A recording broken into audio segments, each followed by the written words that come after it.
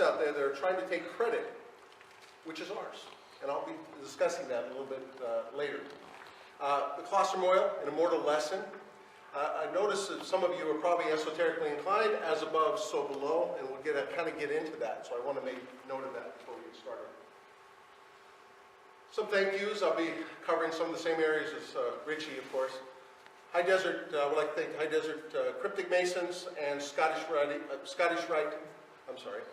Bernardino Valley Scottish Rite for co-hosting this event. When we started putting this together, we were talking about locations, and of course, John Nolan so graciously offered this facility. And what's neat is we have multiple bodies coming together to co-host an event. How great is that? And of course, we want to make this a series. We want to continue this if we have some success. I put on a few Masonic events in my time. I tell you, it's a lot of work, a little credit. I'd like to thank Richie for all his efforts. You know, a lot of sleepless nights. And of course, our primary speaker this afternoon, the reason we're really all here, is the Honorable Timothy Hogan. He'll be giving his presentation after lunch. You know, I got to tell you, it's tough to get a guy like this. He's always traveling. He's always traveling the United States and the world. And it wasn't an easy task, so it's really great that he's here. I don't know about you guys, but I'm looking forward to his new book, and I'm going to get a copy of it and get it signed. I hope you do as well this afternoon. There are a lot of people behind the scenes.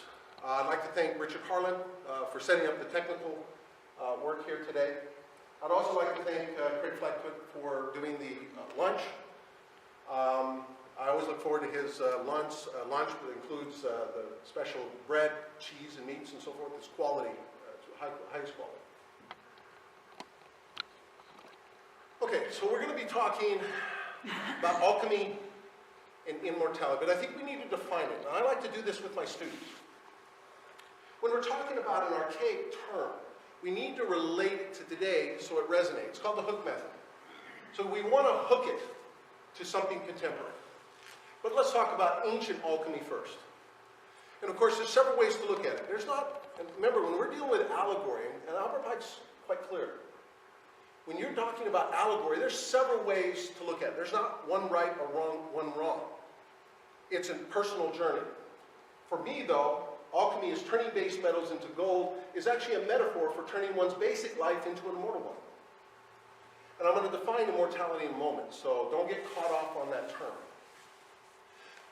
So what were they seeking, right? When we heard terms like the Philosopher's Stone, elixir of life, the quest for the Holy Grail, different terms basically mean the same thing. But what is alchemy today? And this is the really cool part. This is our heritage.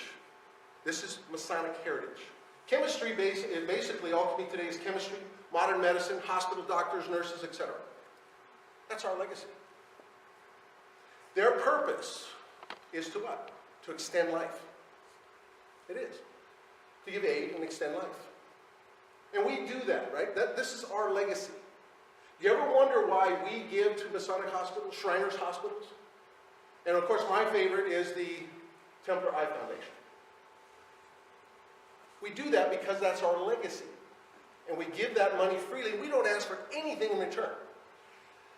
Don't get me started on, I think hospitals, to some degree, I understand there's a profit motive. But when profit becomes the only motive, you lose sight of what masonry is. And so, if you go to a Shriners hospital, you don't pay a dime. We expect nothing in return. That's the way the esoteric sciences work. We don't do this for today. I'm not getting any money. I know my brother over here is not getting any. No one's getting paid for today. We don't do this for money. Absolutely not. The reward comes from God. And what happens with hospitals, I love those hospitals that allow what? Prayer, right? And they allow people to go through and give religious comfort. But so many times we have all these very intelligent people running hospitals, doctors, and so forth.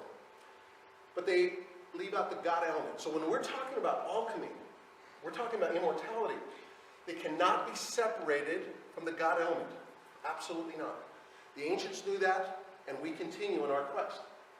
So there are those hospitals that do allow the religious element. But can you imagine all these incredibly intelligent people how far we would have progressed if we did not ignore the God element? Do not ignore God. Absolutely not. And we don't do that in the craft.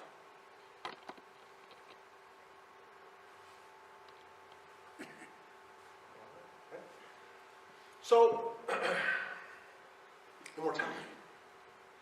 People are like, well, you can't live forever. Well, let's go back in time. Let's look at it from a historical perspective. If you lived in the Middle Ages, okay, say 1300, did you know life expectancy was 31 years old?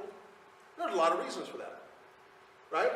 War, famine, plagues, disease, lack of sanitation, and honestly, just pure ignorance. And here we are, we have the craft. We have alchemists. And what are they doing? They're telling us that you can extend life. So if you're a poor villager, and your life expectancy is somewhere in the 30s, and your father tells you, or your grandfather tells you, yeah, Mr. Smith over here has been living forever. They would call him what? They would call him immortal. Even if they lived 100 or 90 years or 120. I've got a book from late 1700s. It lists over 1,000 people who lived over 100, in some cases, over 200 years. We don't talk about that. And then why don't we talk about that? Because we don't have Guinness Book of World Records around to prove what we already know in the craft. That life extension is possible. We talk about it in our degrees, and we talk about it in our literature. And we often will use the term regeneration. It is possible to extend life. That's why we give aid to hospitals. We believe in that, even though it's generally ignorant by even most nations. So think about that. You're walking around and you see someone who's 100 years old, 120, 140, 150. We have records of them. And how do we know that it's generally pretty correct? England in particular was really, really good about what? Keeping records. What kind of records did they keep? They didn't really keep birth records. But what did they keep? They kept baptism records. And they kept death records. The church was really good about that. And of course it was isolated pockets. But we have a general idea that the people were living, even peasants were living a long time. If you were fortunate enough to have an alchemist, a king, a ruler, an elite, they would hire an alchemist to keep them healthy. But even the poor village people knew that there were ways to extend life. And the record's quite clear, despite Guinness Book of World Records not existing at the time. What do we know today? We have a man who died 149 years ago. He's 149 years, but he died last year. And he was 149. And everyone dismissed it because there was no record of his birth. Go back 149 years ago. How do you record someone's birth from 149 years ago in Indonesia? It's not realistic. We got another guy from India right now. He's living on the ether. He doesn't drink. He doesn't eat. He's 140 years old. They don't care about proving anything to you. Their relationship is with God. They're not there to prove anything to you. They just walk away.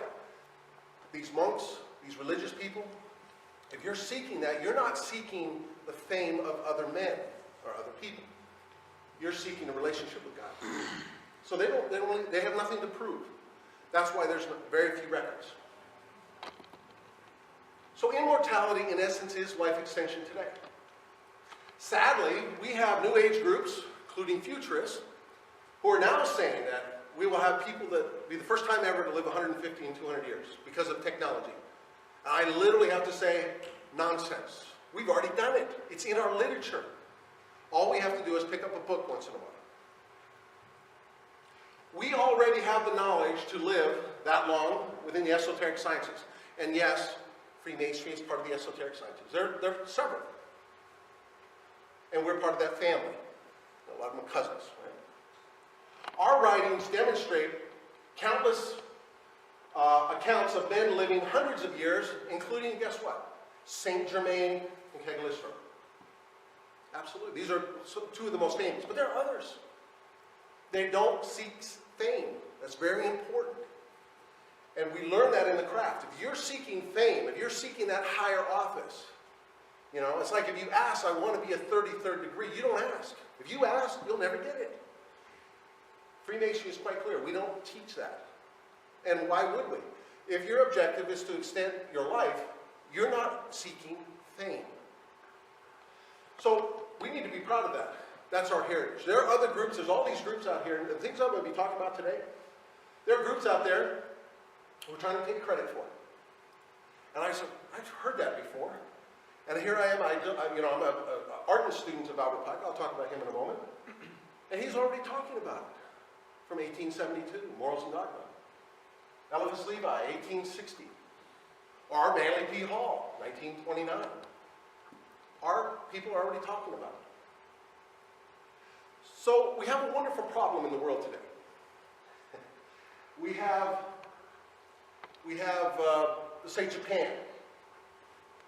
And they think this is a bad thing. They have 75,000 people who live 100 years old. And it's straining their Social Security system. They're worried there are going to be too many people over 100 years old. And they're actually openly talking about it. That's a problem. The United States has a little over 100,000. Yet we're like, what, 3 times the size of Japan. And this is interesting. The first time in our history in the United States, life expectancy is falling since about World War II.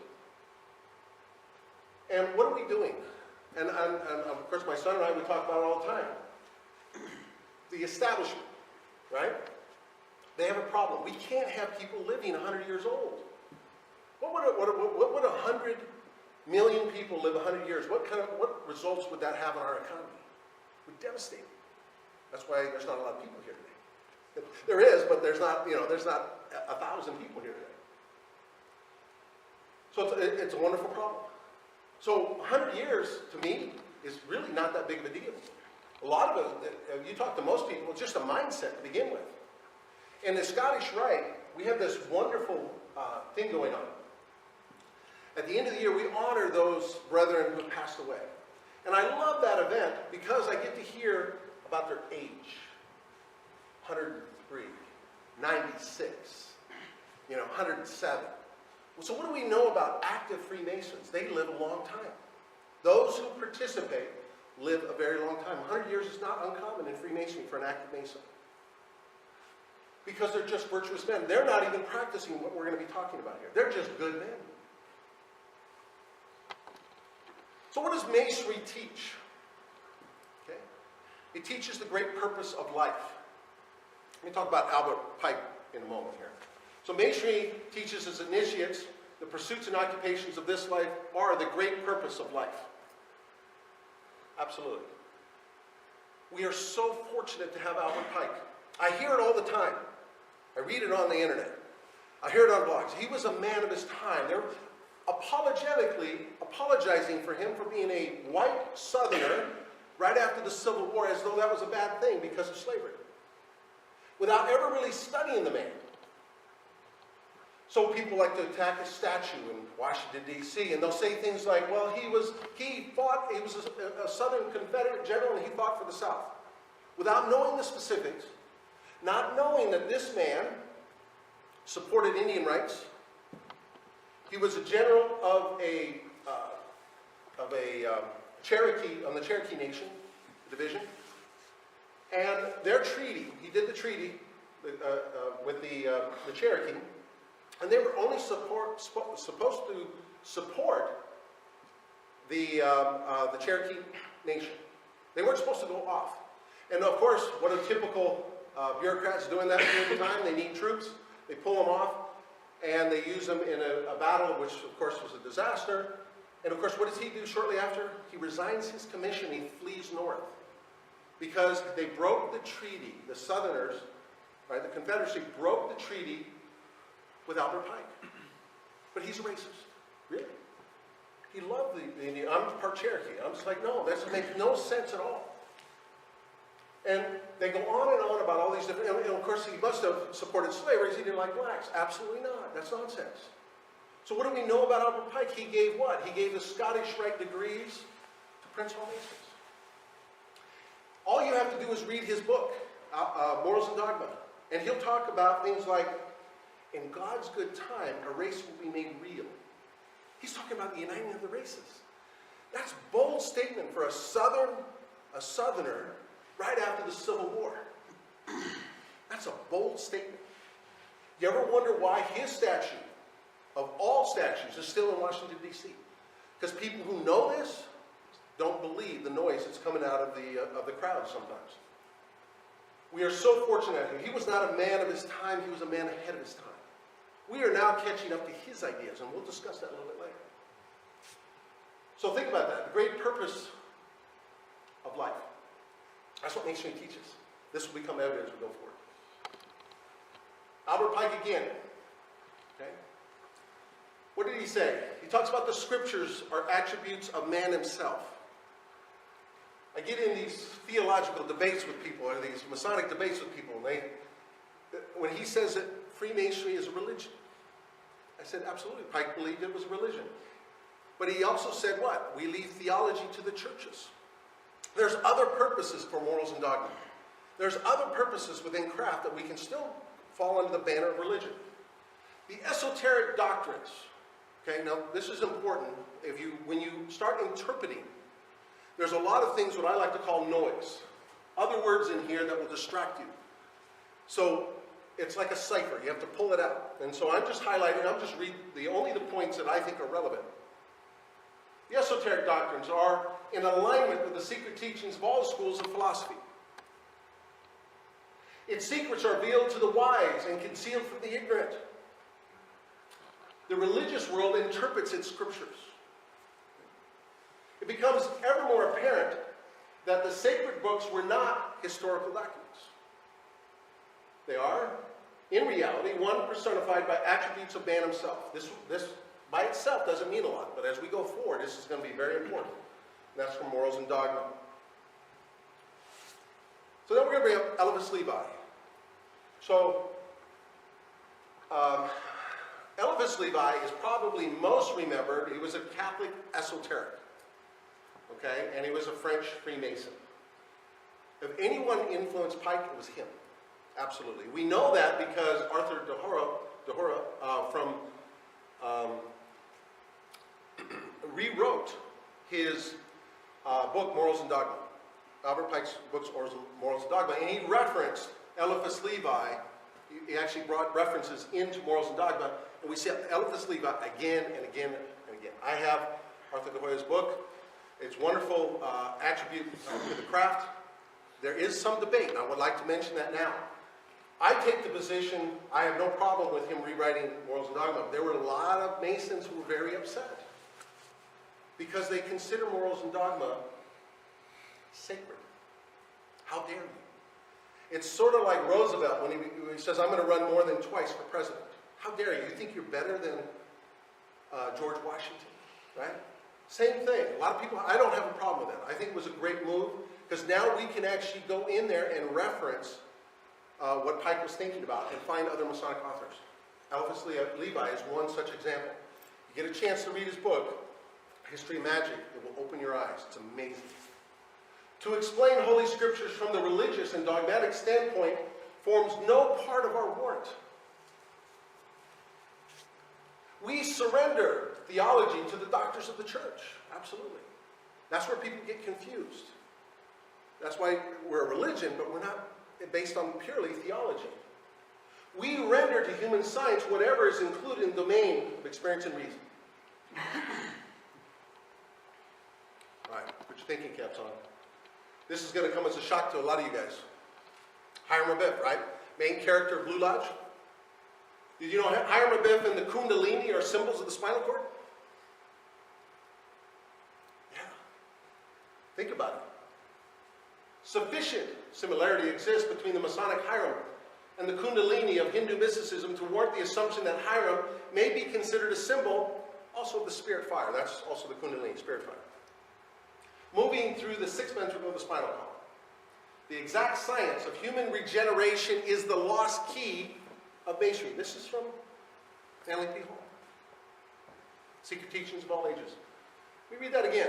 Very important. The exact science of human regeneration is the lost key of Masonry. Don't use my word. I'm using his. If I said it without him, you'd think I was crazy. He said it. 33-degree Mason. Or when the spirit fire is lifted up through the 33 degrees of Scottish Rite, correct? Are segments of the spinal column and enters into the dome chamber of the human skull. We're going to get into that later. That's considered what? In esoteric terms, heaven.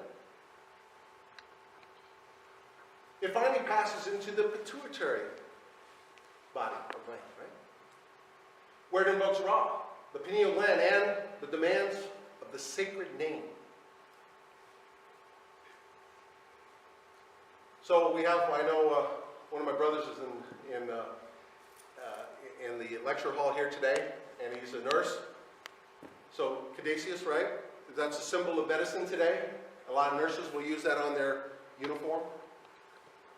Absolutely. That's ours. I told you, we're intertwined with medicine. That's why we support it. All they're doing is continuing with what we started. Of course, we have Hermes, okay, in the middle, which is also what? Mercury. See the sign Mercury in the top? Sun and the moon, the staff. Notice these. What are these? Those are serpents. The serpent fire going up the spinal cord. And you see it here as well.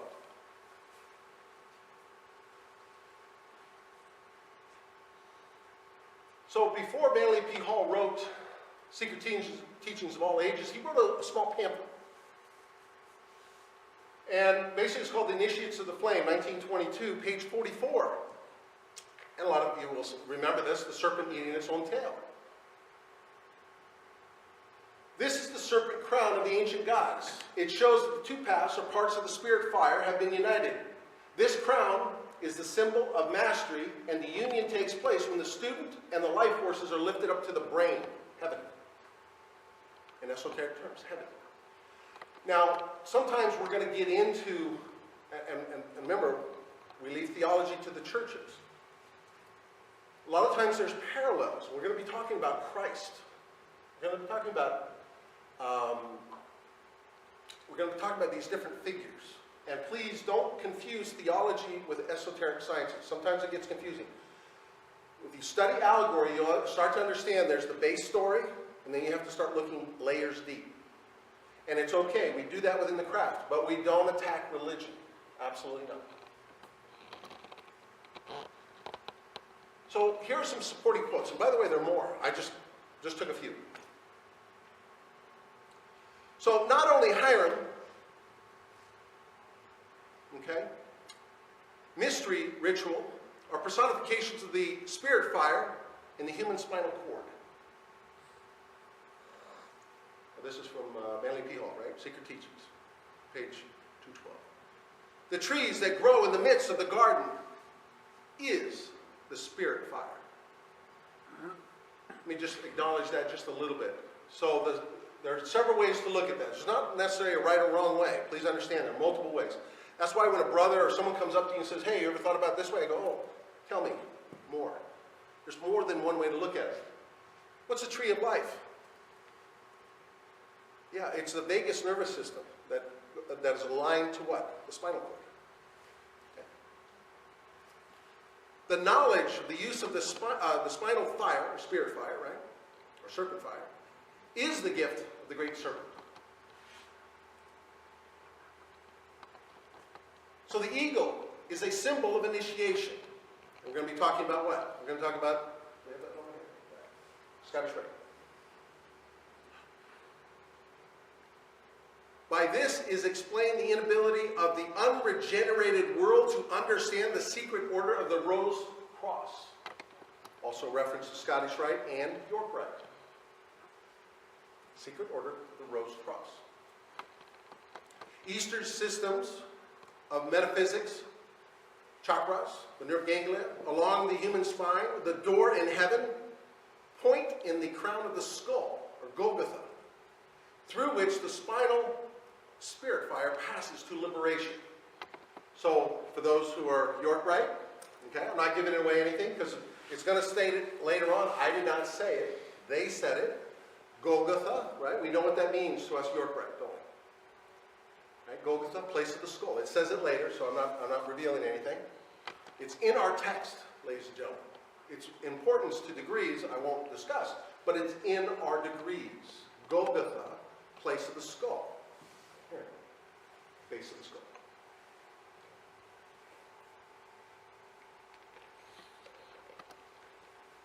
So more from Enki Hall. Also, King David ruled for 33 years in Jerusalem. The Masonic order is divided into 33 symbolic degrees. There are 33 segments in the human spinal column, and Jesus was crucified in the 33rd degree of his life. I'll give you an example a little bit later. Please understand, follow 33. When you see 33, follow it. There are mysteries to be revealed.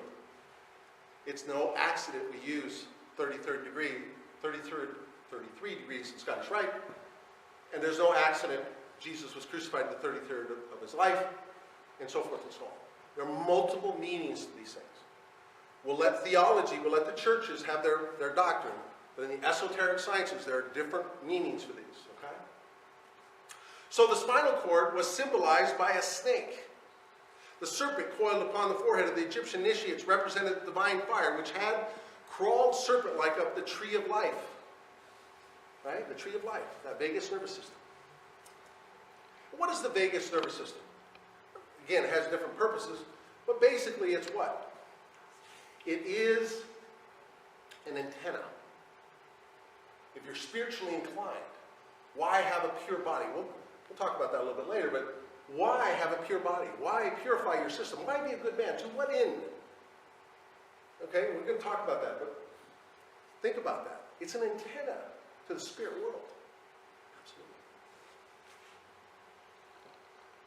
So the eagles of Napoleon and Caesar, of the zodiacal eagle of Scorpio, are really phoenixes. Okay. And if you were fortunate enough to be at my last year's lecture at Maya Lodge, we dealt with what the two heads looking outward mean. It's really fascinating. Masonry will be in a position to solve many of the secrets of its esoteric doctrine when it realizes that both its single and double-headed eagles are phoenixes. And that all initiates and philosophers, the phoenix is a symbol of the transmutation and regeneration of creative energy. Part of the screen's cut out, but commonly called the accomplishment of the great work. What is the great work? It's the same thing as magnum opus. It's immortality. It's regeneration. Absolutely. We talked about it. Again, Manatee Hall. What does Upper Pike have to say about it? I just want you guys to realize that this is Masonic doctrine. As we start going into this is where I'm setting the base for something. There is a life principle of the world, a universal agent, wherein are two natures and a double current of love and wrath. Wait a minute. He mentioned ambient fluid. This ambient fluid penetrates everything. Please remember that as we go forward. This ambient fluid. It is the body of the Holy Spirit. Well, that's not what I remember from church, but okay. This ambient fluid is the Holy Spirit. Okay. The universal agent, the serpent devouring his own tail. Fascinating when you start putting all this together. It's like a puzzle, isn't it? Of this agent, that phase of modern ignorance termed physical science talks incoherently. Please, please, I hear it all the time. Well, there's no proof of that. When you're dealing with esoteric science, you cannot bring modern contemporary medicine into the equation. Some of it supports what we're doing, but much of it doesn't. And much of science, what we think of today as science, is actually, what, a theory. And later on, it will be disproved 10 or 20 years later. We've seen that again and again in the modern science. So science talks incoherently of these ideas. These ideas, when did they begin? And this is probably an appropriate time. When did Freemasonry begin? No, not 1717. Absolutely not.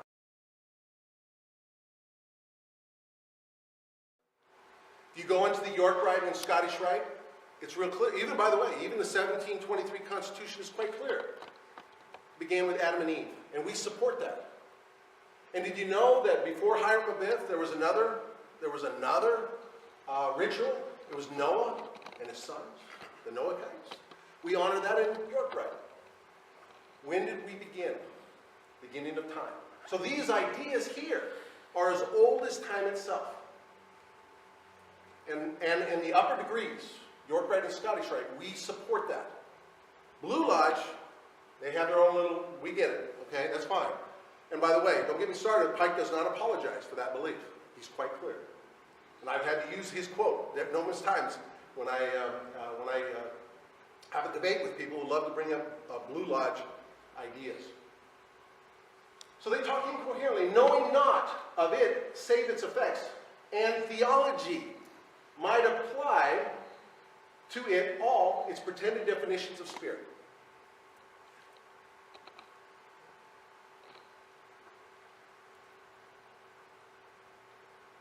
More from Albert Pike. Man had fallen, but not by the tempting of the Spirit. Now, what are we talking about? We're talking about Adam and Eve.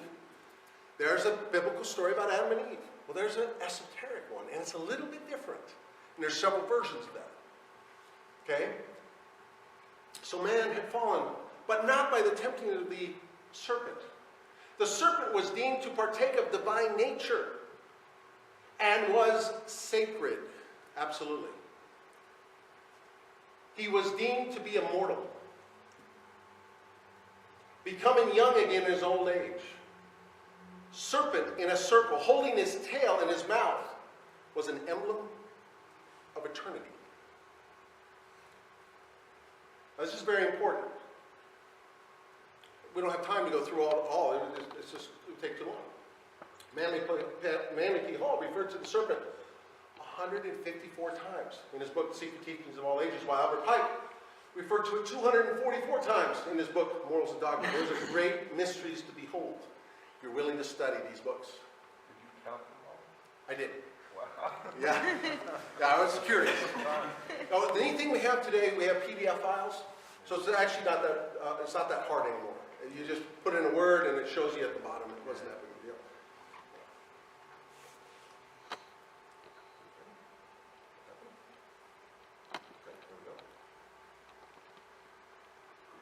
Okay. So now we're going to give you an example of uncovering the truth. Because you need to think about things esoterically, not from your religiously trained. I was religiously trained as a young man. Many people were. And I get that. And that kind of harbors some prejudice in my mind when I was just getting into becoming a Mason. You know, I mean, going to church 3 times a week and all day on Sunday and potlucks and everything else. I get it. I was inundated with these religious ideas. But think of it from an esoteric perspective. So this is from Dr. George Carey, God-Man, the Word Made Flesh, 1920. Now, I personally believe he was a Freemason. Put that aside for a moment. Because when I interpret his readings, it's clear. He's using Masonic references that not all esoterics would know. But that's okay. Let's put that aside for a moment. He is definitely part of the esoteric family. No doubt about it. That's why I'm referencing him today. The gospel miracle of turning water into wine. We're familiar with that story, are we not? Did you know the meaning of miracle? And he goes to the base word, the base meaning of words, and it's important. And he's going to reference this a few times. The meaning of miracle is to uncover the truth. Yeah, uncover the truth. That's important as we go forward, okay? That is what we're doing here today. We're uncovering the truth. There are many secrets to be learned within the esoteric sciences as long as you're willing to give up some of your preconceived ideas. And that's where that Masonic thinking comes in.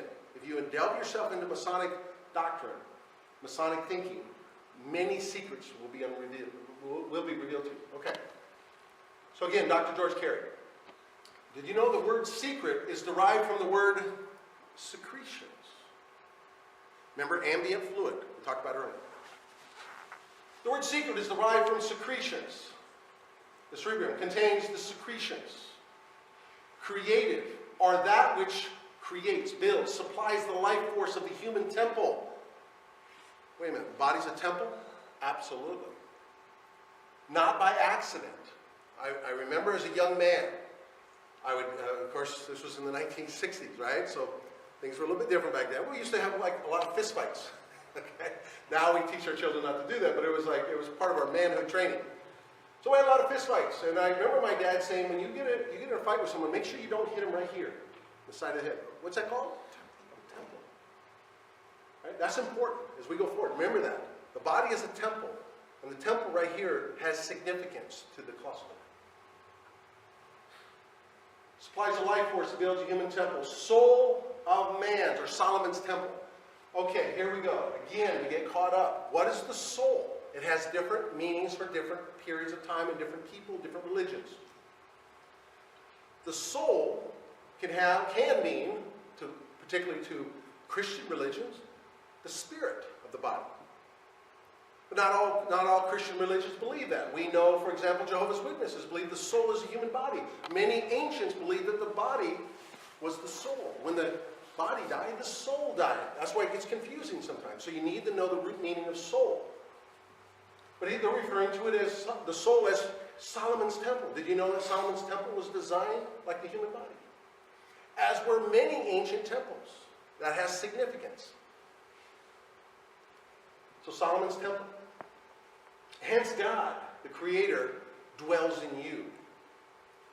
Absolutely. The cerebellum is his throne. Cerebellum for righteousness is answered in the cerebrum. Now this is very important as we go forward. Because even if you're practicing Kundalini, even if you understand what all this is, I go back to, and I teach Scottish Rite classes, and I ask the gentleman, to what end? Why be a good man? And this will become evident as we go forward. Why be a good man? To what end? For what purpose? Well, I get benefits from my brother. Oh, you're in the wrong business. There are no benefits. The benefits you get are from God. The carnal mind is at enmity with God, or to God. Absolutely. Your mind will put you astray. And this will become evident as we go forward. So the early Christians, especially the saints, right? The early Christians knew the scriptures were allegories based on the human body. Here we see a picture of, was Michelangelo trying to tell us something? If God is in heaven, maybe heaven is also very important, also not one or the other, don't get caught up in that. Okay, the highest organ of our body, i.e. our brain. We have a tendency to think that these ancients were stupid, that we're so enlightened today. No, we are not. We're using technology. They didn't have technology, and look what they were coming up with. They were relating heavenly spheres, right? Things in the etheric realm to the human body, and they were naming things as we go forward. That'll become evident. Okay, so the kingdom of God comes not with observation. The kingdom of God is within you. Look at that. You have man and God, but that's the brain. Interesting, huh? The early Christians knew that the scriptures, whether written in ancient Hebrew or Greek, were allegories, parables, or fables based on the human body, fearfully and wonderfully made. They had parallel stories. I'm not saying Jesus didn't occur. I'm not saying that at all. But they related things, they did parallels. They see the relationships to that, and they related it to the human body. Fascinating. That's from Dr. George Carey. So Christ, please, don't attack me. Not the messenger.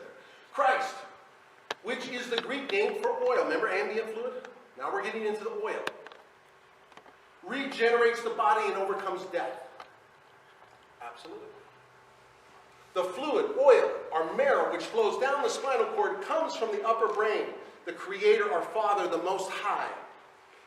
Regenerative seed, that life essence which creates the human form of corruptible flesh. Remember, your flesh is at enmity with God. In the Greek, from which the New Testament was translated, this marrow, now he's referring to what? Marrow is narrative. This ambient fluid. The Christos oil is in the marrow. Is called Christ, which is the Greek word for oil. Remember, we get anointed on our head with oil? Not by accident. There's no accidents in the esoteric world. Absolutely not. Collective consciousness. I'm a big believer in it. When this oil is refined, transmuted, lifted up, raised, it becomes so highly vitalized that it regenerates the body and overcomes the last enemy, death. It's so vital to the human body. Let me emphasize, please do not waste it. A lot of this, I'm only giving you a superficial view. Get his book. You can download it free online. This man was genius. I'm reading his latest book on the cell salts. And I found out I'm deficient in certain cell salts, which I need. I'm now taking the cell salts that he recommends. Because I'm Aries. I need special cell salts, the way I think. But download this book. He gives so many wonderful things to say. I'm just giving you a quick overview. So what is the claustrum? The claustrum is a thin, irregular sheet of neurons that is attached to the underside of the neocortex in the center of the brain. You can see them right there. They're highlighted right here. Right there, both of them. Interesting, huh? Right here, right above the ear, goes across here. So what happens when you hit somebody in the temple? Boom, they die. Research is quite clear. That is the center of consciousness. We think it's the pineal, the pituitary gland, right? Depending on who you're talking to. No, it's the claustrum. They've done research. They hooked up electrodes to it. People would be talking like this, and all of a sudden they'd turn it back on, and they'd start again. That is the center of consciousness, according to Dr. George Carey. And I have a tendency, I like the theory. I think it's great. I think this is hidden knowledge. This is part of the Kundalini we're talking about. This isn't separate. This is Kundalini. He goes into it in depth. And it creates this very small, finite oil that must be preserved throughout your life. Do not waste it. He's quite clear. That's the Christos oil. You do not waste that oil. So, we're familiar with land flowing with milk and honey, right? Scripture. So, according to the esoteric teachings, there is a sacred fluid produced in a small, thin layer of gray matter found in each cerebral hemisphere that is located just above our ears, right here, right there. And you can see it's long, so it goes right by here. These two thin layers, or nerve layers, are called claustrum. There's two of them, both sides. This fluid, when it flows down from the claustrum, separates, and part of it goes to the pineal gland, and the other part goes to the pituitary gland. And we've seen what happens to the pineal and pituitaries, right? When they get all, they become hardened and crystallized, and we've seen those on the internet. It looks nasty, right? And of course they believe that's leading to Alzheimer's and a bunch of other stuff. Yeah, your body, you gotta take care of your body. It's a temple. It is God's temple. Okay? But it's being supplied with a fluid. Both glands make this fluid a little different. So it will go down, and it will go into there. I believe they cross. Okay? Make them a little bit different. The pineal gland is the male. Okay? And it gives electrical properties, while the pituitary gland is female, and it gives magnetic properties. It is told that the liquid of the pineal gland is yellow, gland with flowing milk and honey, right? While the secretion of the pituitary gland is white. And therefore, the land flowing with milk and honey is believed by some to refer to that place in the brain where these glands are located. I'm not saying the story of the land flowing with milk and honey isn't true. I don't know what came first, the chicken or the egg. But there are multiple meanings. Don't take away and say that the story by Moses was wrong. No, it's not. Absolutely not. Okay? It just has multiple meanings. They thought differently. They thought esoterically, and they related to the body. They actually thought that it was a temple. So, we often taught, when I was young, I was taught about external salvation. This is internal salvation. This area, by the way, is the Eye of Horus, and was very important to ancient Egyptians as well, who surely knew this process of internal salvation. Absolutely. Okay, the Eye of Horus. We now know what it means. Okay? Over time, in God's good time, everything will be revealed to us. And it's slowly being revealed to us. It is now time that the world know that this information is old as time itself. And Freemasonry, as a carrier of the secrets, is responsible for this information. Absolutely. So down the spinal cord, down the spine to the solar plexus. Okay? Personally, I think it should be down a little bit lower. Okay? But anyway, you'll see a lot of the esoteric pictures and drawings from they'll have a sun right over this area right here. Right? And it has to do with the solar plexus area. The stomach. You know, the stomach is what? The second brain of the body. Right? We know that. And it's important to have what? Stomach health. Absolutely. So the seed, right? When these different secretions flow down the two glands, they go down the spine through the semilunar ganglia, and at the solar plexus, they produce a seed. Absolutely, right here. Right? Jokingly, when I became a Blue Lodge Mason, and I got my apron for the first time, and they said, as a reminder to keep your passions in due bounds. It gives me a different meaning today. Absolutely. The seed returns only if God's laws are kept. So even if you're practicing Kundalini, which is one of God's laws, there are others, and we're going to get into that. Why be a good man? To what end? This place, the solar plexus, is called Bethlehem, which is a house of bread where Christ was born. Jesus also called himself the bread of life. Humans start producing the seed in this area from around the age of 12 when puberty starts. Makes sense, doesn't it? It is told in the Bible that Israel is promised to return to the land of milk and honey. In esoteric terms, this return is the return of the seed to the area of the brain where those two secretions, the golden and white, white and golden, are produced. The origins of the seed, indeed, are from the region which is called heaven or Eden. Esoteric terms. This return can only be successful if the law of God is kept. Absolutely. So, as I progress my education, you know, I don't mind telling you guys, you know, I am confronted. I'm confronted now with certain issues in my personal life. And do I take on this responsibility of doing something where I know it's going to harm the seed from rising? Why be a good man? Now I have a reason, I have a purpose to keep God's laws. Not just my own fanciful, the way I think it should be interpreted. No. I want the seed to rise. I need to be a good man always now. Not just on Sunday. Not just to my Masonic brothers. To everyone I meet. So, at birth, as your cerebrospinal fluid, or Christ, the crystal soil, climbs your 33rd vertebra, Jacob's ladder, which is what? Second degree of Blue Lodge Masonry, absolutely. And meets your 12 cranial nerves, or the 12 disciples. Just an accident, nothing to see here. It ignites the pineal gland, which is your resurrection. The 12 disciples are the 12 cranial nerves. Just an accident, nothing to see here, people. So what is good for the spirit is bad for the flesh. Absolutely. What is good for the spirit is bad for the flesh. The seed will not rise if you're a bad person.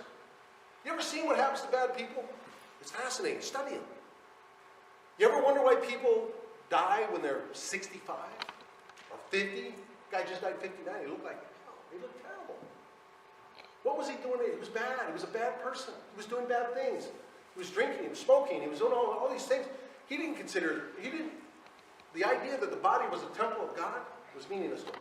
And the idea that I need to be spiritual on top of that, forget it. And the body just shrivels up and dies. He wastes that oil. This seed is destroyed when people seek pleasure or pleasurable sensations.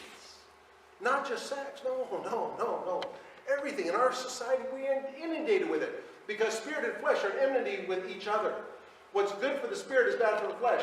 To save the seed, a human being must become victorious over the lower senses. Also the stomach, right? It's here. That would be my biggest sin. I joked to my brother about this. It's gluttony. I love food. Oh my gosh, I want to eat. That's a sin. You can eat. And when that become evident towards the end, you can eat, but no, you don't need, have a piece of pie, not the whole pie. Slave to sensual pleasures. We are, all of it. Our society is inundated with it.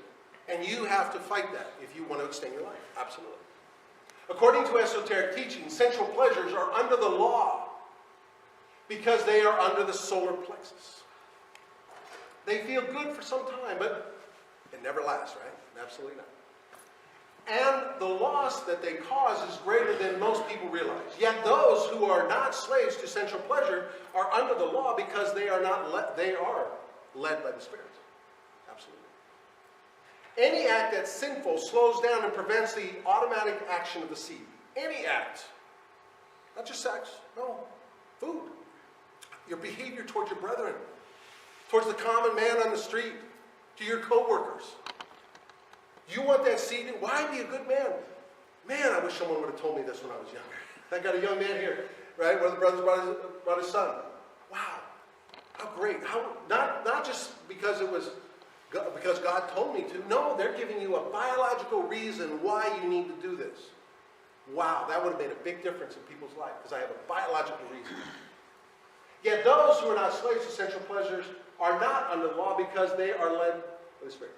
Any act that's sinful slows down or prevents the automatic action of the seed, which is Christ, from going up the spine into the promised land. This seed, if not interfered with, should, when born in the solar plexus, get baptized in the spinal cord fluid, which is the river Jordan. That's become evident as we go forward. Esoteric terms like Yeshua, Jesus, right, was baptized in the river Jordan. Notice the parallels here. Fascinating. So we have, of course, we have the brain, right? We have the spinal fluid. It's important. But notice, the first picture we started with was as above, so below. Now we have life, death, rebirth, ascension. Life of Christ. The parallels are uncanny. It will start up here in the claustrum. It will go down there, and it will generally die. It's done. Most people in their whole life will not get one seed to go back home to heaven. Not one. You need to be reborn again. It's not easy. Absolutely not. Okay, now this will become more apparent as we go forward, right? Galilee, River Jordan, Dead Sea. The seed generally dies in the Dead Sea. But no accident. 33rd vertebra of the human spine. Jesus died at 33. 33 degrees of Scottish Rite Freemasonry.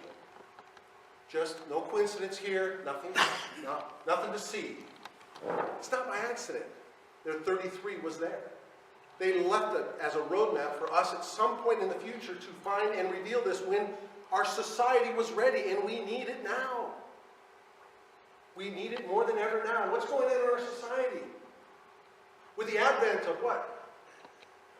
Right? With the advent of the internet. Right? We have huge problems. They need to know the truth. Now, I'm not going to say anyone, if they do certain behavior, I'm not going to tell them they're wrong. That's not my place. But now you have the information. And this information is ours, and it needs to be spread with the world. These oils, if not wasted, illuminates the body. Absolutely. In essence, when the seed, together with the oils in the spinal cord, are not wasted, the body restores itself and no longer wants anything evil. Absolutely. I can give you examples, but I'll tell you, maybe later on, I'll tell you a great story. Be it tobacco, alcohol, masturbation, negative behavior, or anything else that harms the body and spirit. Any behavior. These oils, if not wasted, illuminate the body. The lamp, your body's a lamp. It is the oil that gives consciousness and thus light. When it's dried up, people die. You can see when people drying up. I love seeing my brethren who are 80, 90, 100 years old. And I look at them and go, man, I can see your aura. You're alive. They're not giving in. They're not going to die. No, they don't believe in death. They're good men, and I know that. And thus light. When it dries up, people die. When people are aging, it means that that oil is being produced in lesser amount until it's not produced at all, and then death comes. We know the cause of death. It's that Claustrum oil. You wasted it. Not just sexually. No. Your life, the way you lived your life. The spinal cord is the straight and narrow way. Another parallel. I love it. Okay? To the region of heaven, the brain, the process of saving the seed makes us born again. Absolutely. I love the parallels. So we referenced the earlier slide, right? Jordan empties into the Dead Sea and the spinal fluid empties into the region known as Sodom. Remember the story of Sodom and Gomorrah, right? Absolutely. Because so you can see right up there, Galilee, River Jordan, Dead Sea. See the parallel? Designed after Israel. Nothing to see here. Coincidence. You ever notice our affinity with King Solomon's temple? Just as a constant reminder, we need to know this stuff. It's right in front of us. Okay, and we live by what? Allegories. Symbolism is part of the craft. We don't want our oils to end up there because this place indeed is the place of death. Right here. Sodom. The oil is destroyed in this area when it is a slave to lust, all sorts. Be it sex, overeating, alcohol, anger, greed, are similar fleshly impulses. Why be a good man? I'm giving you a reason. Extend your life. And now more than ever. I'll tell you, now more than ever. It's so sad. We'll talk about that a little bit later. According to the esoteric teachings, the pineal gland is connected with a nerve which crosses the spinal cord at the base of the skull. There we go. And the pituitary body also has a nerve connected with it which crosses the spinal cord at the same location. Thus, these nerves make a cross. Pure accident, nothing to see here. These two nerves merge in the solar plexus.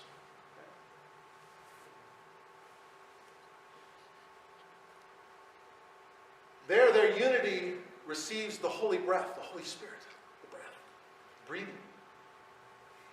And then the Christ seed is born. That's the esoteric trinity. Again, another parallel. The pineal gland is male, the pituitary gland is female, and the breath is the spirit.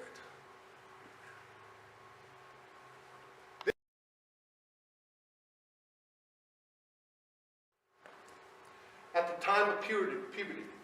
Then it forms each, this is really cool, this is going to give you a reason to save the seed, forms each 29 and a half days for the rest of one's life when the moon is in one's zodiac sign. I'm Aries, okay?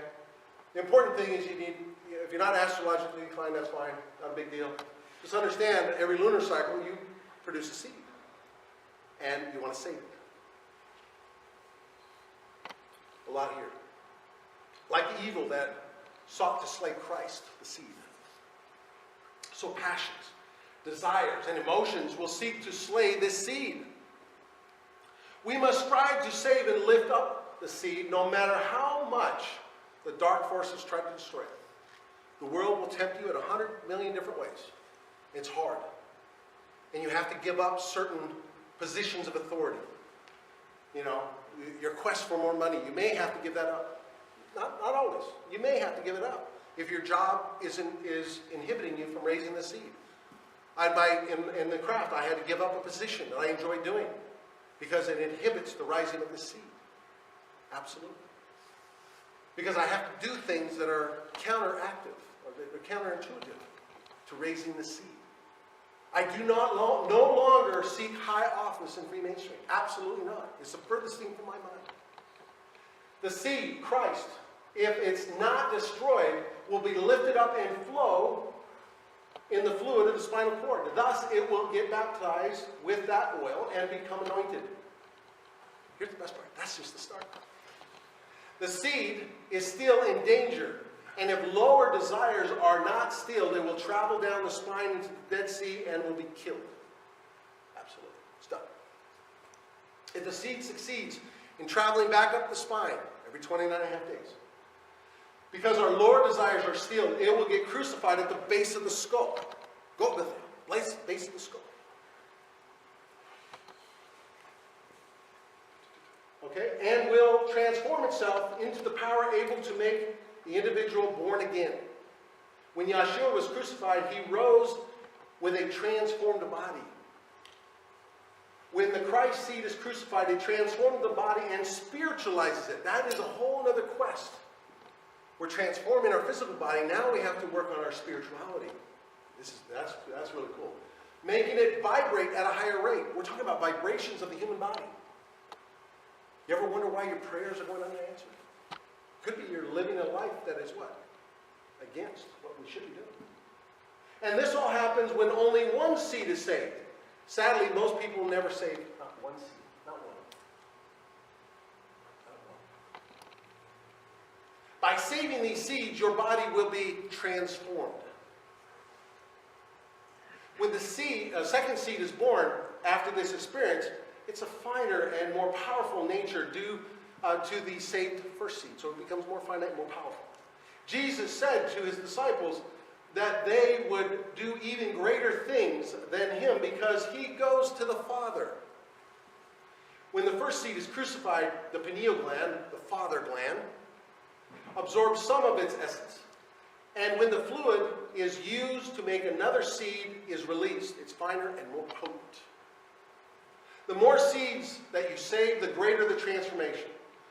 Our minds are renewed. Absolutely.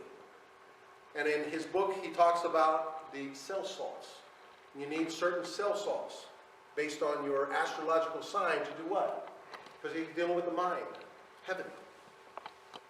And our bodies are transformed. This process can be compared to tithing. Another parable. I love it. Give at least a 10th part of that which came from heaven, the brain, back to the source. Absolutely.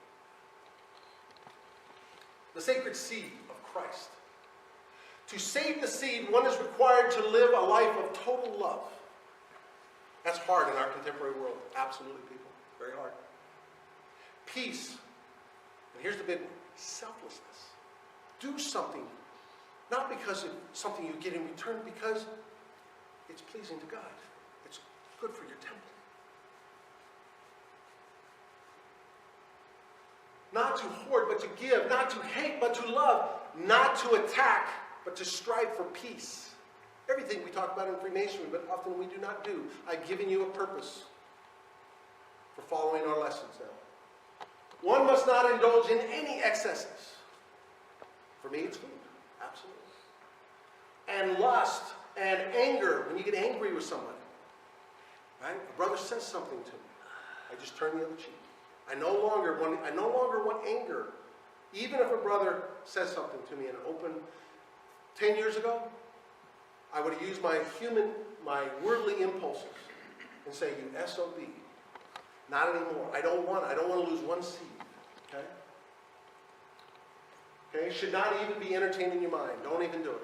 Turn the other cheek. Right? Absolutely.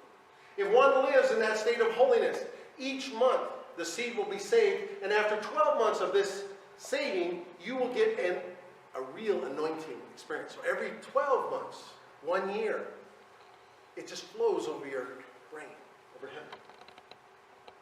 After 12 months, you get a real anointing. The saved oil will be poured over your brain, which is the true anointing of God. Not an external anointing, right? The external, you remember that? Yeah, no. By rubbing olive oil on your head. That's just symbolic of what we're talking about. The ancients knew this. This is nothing new. This process of saving your seed or seeds is the most natural thing you can do. Time and time again. I have my Masonic blog and my Facebook page, and people go, is there something I can do? I said, everything you want for an immortal state is within your own body. It's there. They don't understand this. No, it's there. The body regenerates itself anyway, doesn't it? You break an arm, what happens? It heals. Did you know your organs regenerate? Give it a chance. It does want to regenerate, but you have to give away a lot of the stuff that the world wants you to do. Okay? So, saving the oil be poured over your brain. So this process of saving the seed is the most natural thing you can do. You simply need to be a good person and live a righteous life, and you will get the sacred seed of Christ to save and extend your life. Life extension, regeneration. However, though this process should be natural and easy, it's actually really difficult. Absolutely. Okay? Because of the fallen state of humanity, the dark forces that rule the world, which continually tempt you and me. We're constantly being tempted. But it used to be, it's displeasing God. Right? I sin. It displeases God. Wait till we get into the definition of sin. No, I sin because of a lack of knowledge. Ignorance. Yeah. I have a purpose now for doing good things. It's me, it's my body, it's my physical flesh, and it is pleasing to God. Absolutely. When the seed is close to crucifixion, you'll know it. I've read the accounts. I've heard the accounts of people who have saved the seed more than 12 months. And the anointing. It's amazing. As such, it might first look like the whole world is trying to prevent you from saving that first seed. Some sacrifices might need to be done in order to save it. Absolutely. So, for example, no longer associate with people who like to involve you in arguments. I like to tell them, especially the new Scottish Rite Masons, I say, why do you want to attend a meeting? Why do you want to go to Blue Lodge? You need to practice what other men are trying to practice. Trying to be good men. It's hard enough in the world, right? But you go to a Scottish Rite meeting, not a bad word is said. No, not one. Okay, when I go to York Rite, not a bad word is said. I love going. Right? I get to practice these things with other men, and we're trying to do the same thing. Avoid those people who try to seduce you, including women. But other men, they'll try to seduce you what? Into an argument. No, I don't want to argue with you. I love it. I went somewhere, and a very intelligent person said, you know, you're a really smart person, Hank. I'd like to debate you. I said, no, I don't debate. Well, why don't you want to debate? I said, because it's an enmity with God. No, I don't debate anything. I'll express myself. If we disagree, that's fine. You can have your opinion. It's an individual path. I don't debate. There's no debate. You tell me what you have to say, I'll listen. And I'll pay you respect. But I don't want to demean your character. Not at all. So, very important. So how about stop watching and listening to anything that would aid the lower desires to prevail? What are we talking about? Obviously, you probably go right to the idea of pornography. But how about just a movie? What, like Friday the 13th? Tell me what good is that going to do for your spirit? No. No. So what do I get on Netflix and I'm watching Christian movies, you know? What are you going to do? You want to watch those things? I want to watch things with good, positive endings. Okay? So if your priority is immortality, your first step should be spirituality. Absolutely, guys. God exists. His disciples exist. Spirituality exists. Raise your vibration and open yourself up to the possibilities of a spiritual life. Absolutely, it exists. When the seed is close to crucifixion, you will know it. Your eyes might get open to see that you are not a nice person as you thought you were. Absolutely. Self-reflection. You start realizing, gee, I was kind of a jerk when I was younger. Yeah, don't get me started on my youth. Oh my gosh. How my wife put up with me, I have no idea. I reflect back and I'm going, man, I was not a nice person. I was headstrong. I was arrogant. I was Aries. I was Aries the ram. Bad. Okay? At which time you are encouraged to repent in order to continue your advancement and the acceptance of additional seeds. But what do we know about Aries? Aries, they're stubborn as hell, but once they get their mind on something, they never give up. Yeah, I'm not giving up. No, absolutely not. So now we're going to get to that point. What are you talking about? How do I do this? This is where, remember in Lodge, we talked about from east to west? Yeah, a lot of the knowledge we get in Main Street came from the east, absolutely. We acknowledge that from east to west. So alternatives. The Taoist sexual practices literally means the bedroom arts, absolutely. Okay, so what is that about? That's about joining the energy, joining the essences, right? Good health, attain longevity or immortality. Longevity is immortality. Or spiritual advancement. They're interlinked. You cannot have life extension or immortality without spirituality. It is impossible. The esoteric sciences are quite clear. Well, I'm going to practice Kundalini, and I'll practice being a good man, but I don't want to have God involved. No, it doesn't work that way. Absolutely. I'm sorry. It's just not going to work. The ancient writers are quite clear. Any advancement they ever did, anything that came good in their life, they acknowledged God. Absolutely. To think otherwise will not end well. And if you are granted life extension, it is because God granted it to you. Fluid loss results in premature aging, disease, and general fatigue. Many Taoist practitioners link the loss of ejaculatory fluids to the loss of the vital life force, where excessive fluid loss results in premature aging, disease, and general fatigue. I see it again and again all the time. The general idea is to limit the loss of semen. In essence, the retention of the semen is one of the foundational tenets of the Taoist sexual practice. The most popular method to control ejaculation is simply to pull out before the orgasm. Stop any friction, movement, or think about something else. Well, let me make this clear. Some of the brothers came up and says, "Oh, you mean I need to be abstinent?" I said, "No, no one ever said you had to be abstinent. Absolutely not." And so I contend, I was baptized Catholic, so I understand this. You know, the Catholic priests, they had this idea that they're going to be celibate all their life. They knew about this. They said, "Well, you know, if this is good, I think we can do one better." No, that's not it. Sexuality raises the kundalini, raises the crystal soil. No one ever said not do it. They're just saying don't release it. Big difference. That's the big secret. The most popular method, okay, we talked about that. Most importantly, the concept of joining the essences is the union of man and woman would result in the creation of Jing, which is a type of sexual energy. When in the act of lovemaking, Jing would form, and the man would transform some of his Jing into Qi and replenish the life force by having as much sex as possible. Men have the opportunity to transform more and more Jing. As a result, would see many health benefits as long as he does not release his semen. Absolutely. So the crystal soil is in the semen. You can't separate it. So it's there. So what do we know about this, right? So what do we know that's going on in our society today? Okay, it's bad. So we're hearing all the reports that I'll just tell you a quick story. When I was a young man, I think I was about 14, I got my hands on a Playboy book. Wow, this is cool. Right?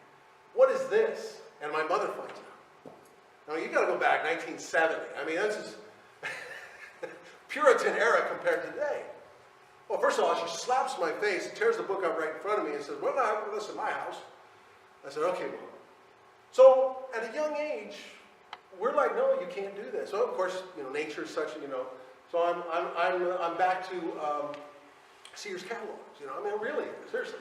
Well, what's going on with young men today? It was discouraged back then. Today, it's natural. It's okay. It's healthy. No, it's not.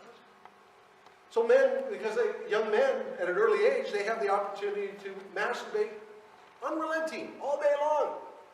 And they say it's healthy. But what do we know what's going on in our society? Men and women are now detaching from each other. Men don't respect men, and women don't respect men. They're releasing the seed. We're going to talk about that a little bit later. But by holding it in, you transform your body. And what do we know? They're talking about hormone levels are dropping in young men at a massive rate. Oh, yeah, go figure. We're going to talk about that a little bit later, too. Absolutely. So yin and yang, right? The concept of yin and yang is important in Taoism and consequently also holds special importance to sex. Yang usually refers to the male sex, whereas yin refers to the female sex. Man and woman, in esoteric terms, this is really important. Men and women were equivalent in heaven and earth, but became disconnected. They were up there. They became disconnected. And so the union between man and woman, this is appropriate time. I'm on my third complete study of Albert Pike's Morals and Dogma. And this is what I want to say. He's a man ahead of his time. He talks about the natural act of sex versus the godly act of sex. He never said that masturbation was wrong. He never said homosexuality is wrong. He never said that. He's called it, like the ancients, they called it a natural act. It's fine. But he said the union between man and woman is sacred. It's a heavenly act. And I always thought that would be fascinating because people like to say, homosexuality or masturbation is a sin. No, it's not. No one's saying that. If you want to do it, that's fine. And that's why in Freemasonry, we don't have a problem with people who do those things. Absolutely no. We don't have a problem if you're homosexual. No, never, not one. Okay? But the esoteric sciences are quite clear. The union between man and woman is sacred. And why is it sacred? Because it creates life. Absolutely. We'll talk about that in a moment.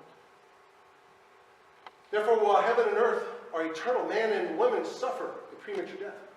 Every interaction between yin and yang has significance. Because of this significance, every position and action of lovemaking is important.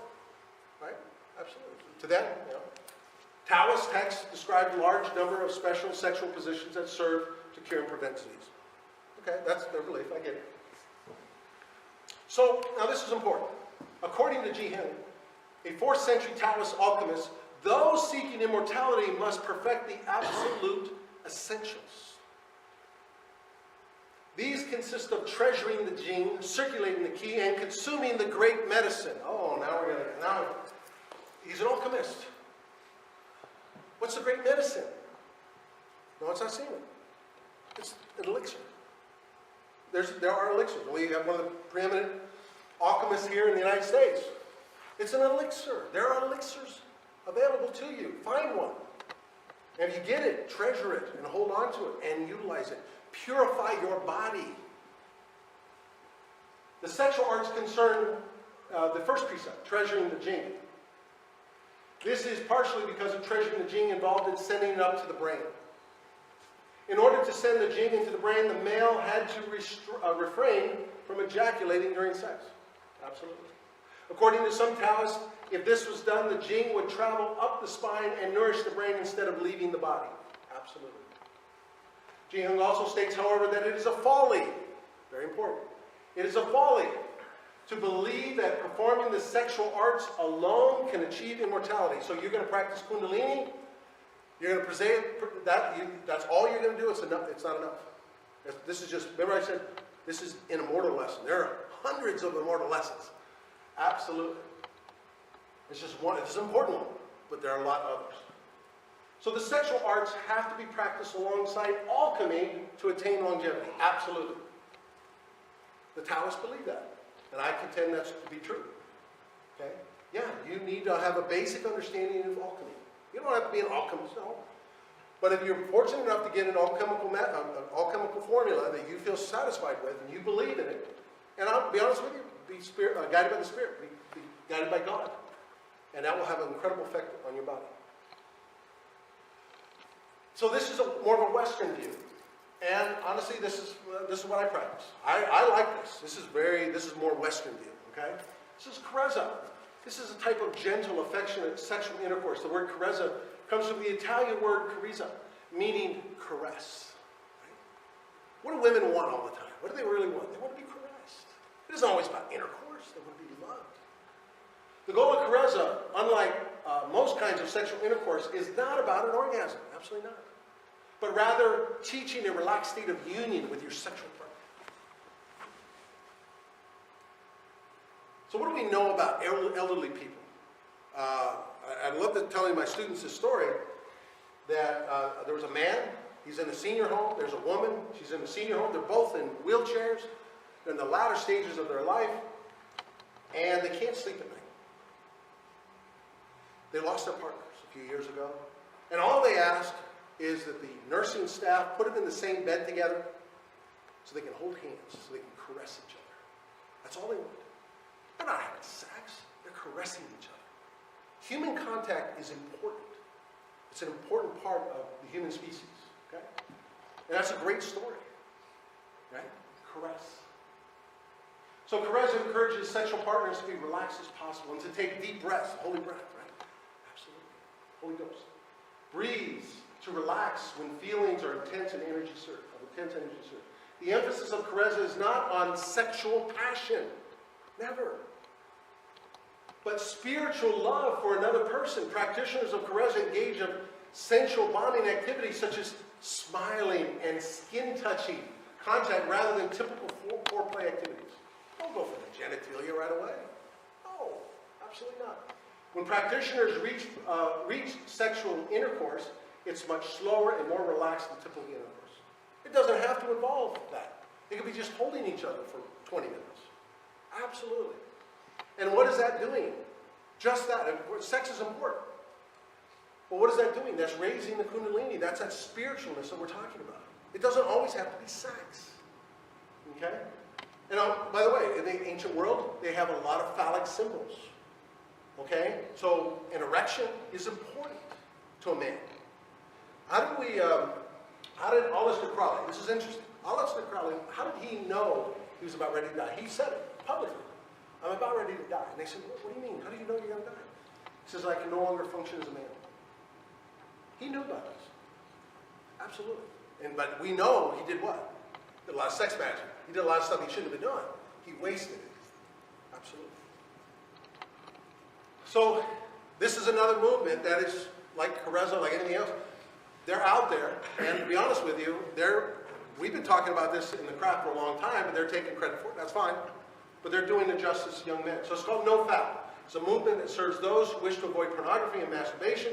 Its name comes from the slang term fap, meaning referring to male masturbation. No Fap was founded in June 2011 by Alexander Rhodes after a thread on Reddit about a 2003 Chinese study that found that men who refrained from masturbation for 7 days experienced 145.7% increase in testosterone levels on the 7th day.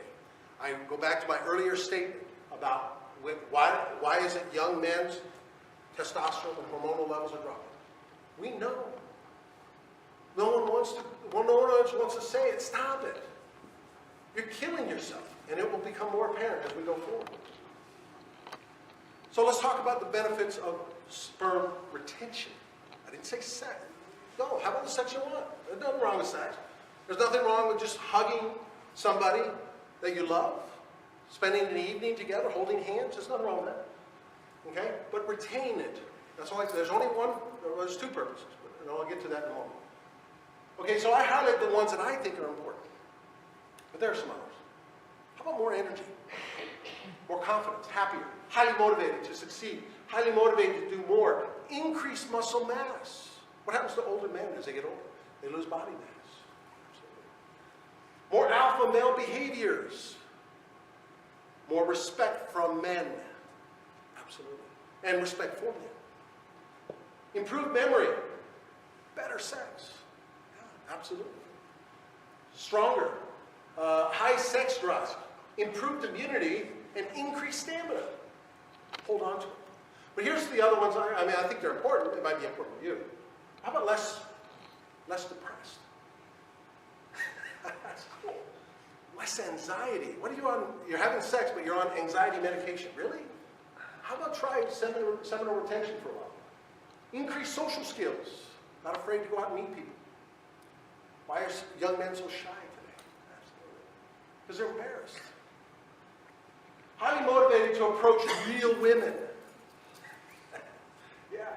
Increased fat loss. Improved workouts.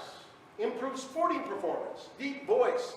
Improved skin. Thicker hair. You ever wonder why your hair is, you're losing your hair? Increased hair. Facial. Body hair.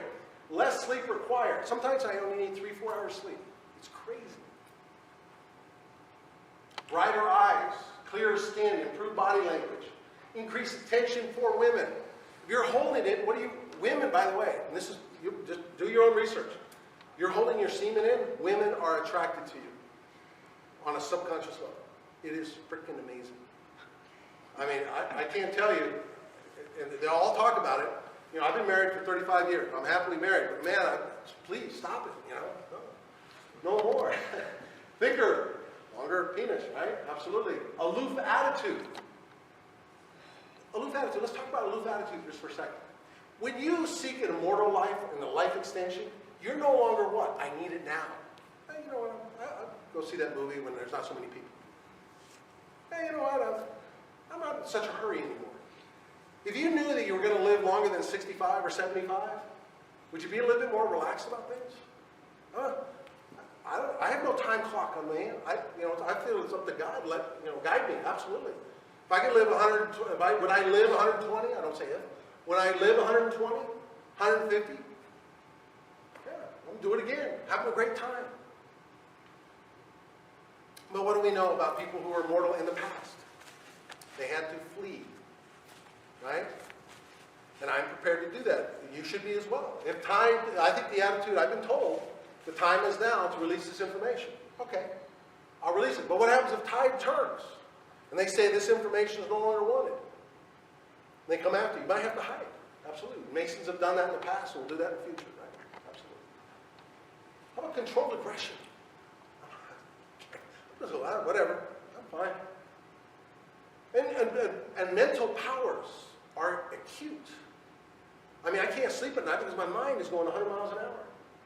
Improve relationships, absolutely. My relationship has never been better. So let's go back. We've got to go full circle. A few more supporting points. So wisdom, that's what we're talking about. It's called nous, or logos. Intellect, or the word. Intelligence.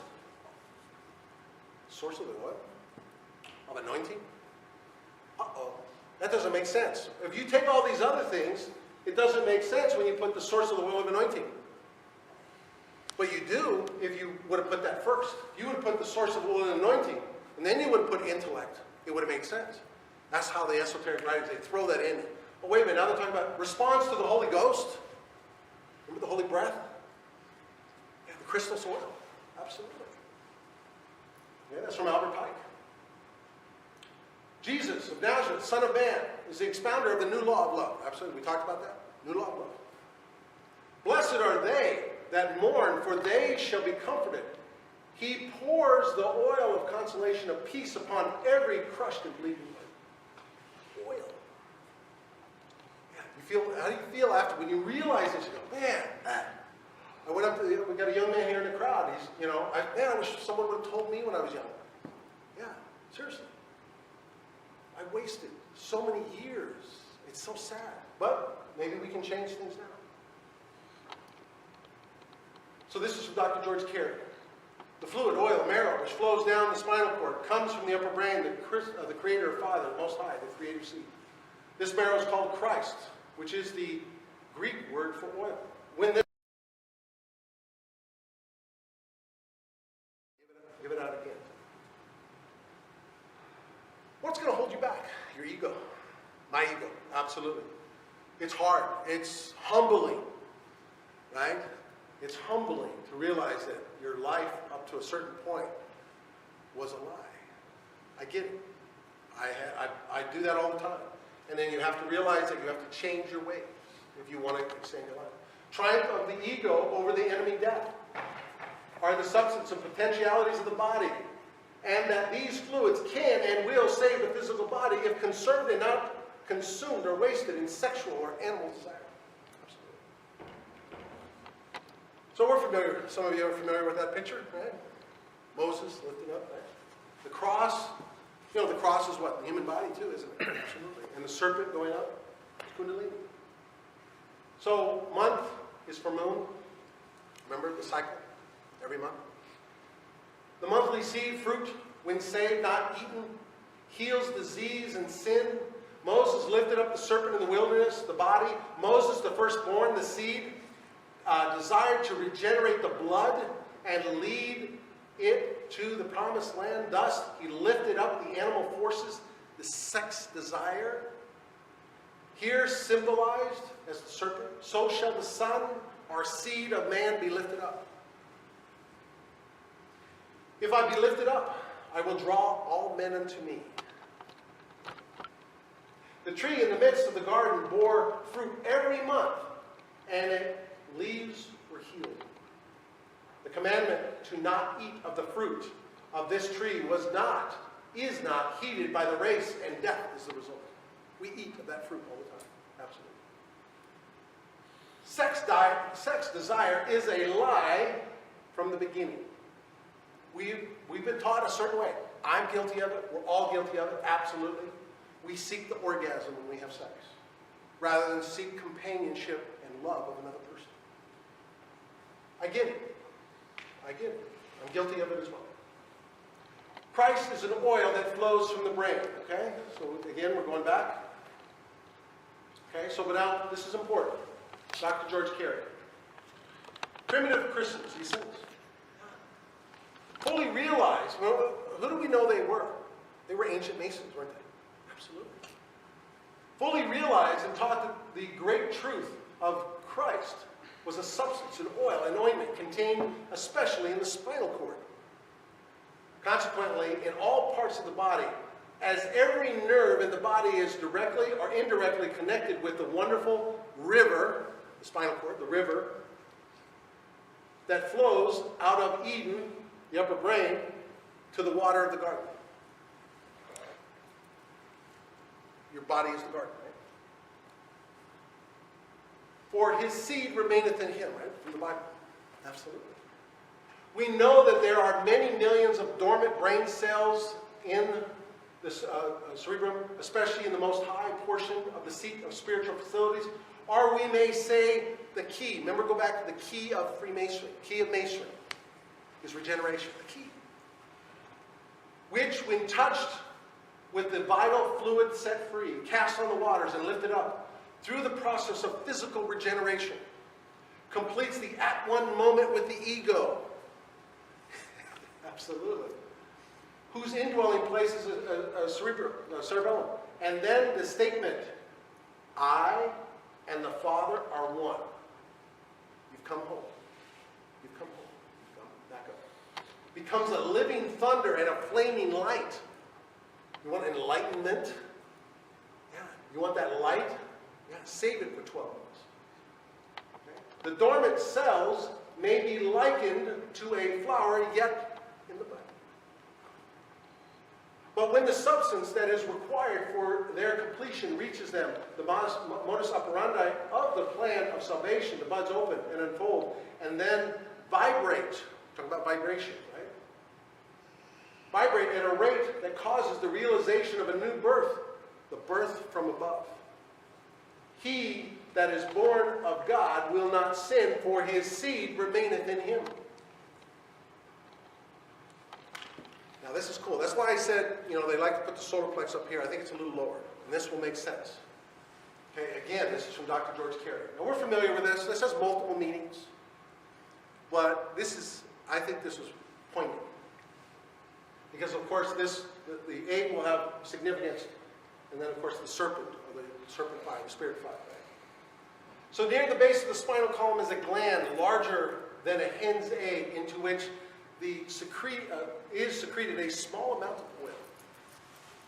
This is cool.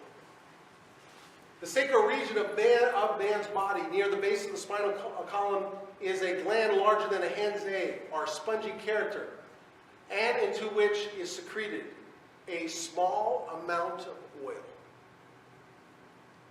into the bladder. This gland, the prostate, he tells us what it is. Prostate. Or about the purpose of the secretion, except that in elderly men it often becomes the seat of disease called prostatitis, prostate cancer, right? Yeah, that's the end result of what? A life, not good. Oh, here's the kicker, guys. Here's the kicker. And that in young men of dissolute habits, I didn't say it, he did. Use your own imagination. The secretion becomes filthy. This gland is known in the East as the Kundalini. It's down here. And in the New Testament, Greek is cardia.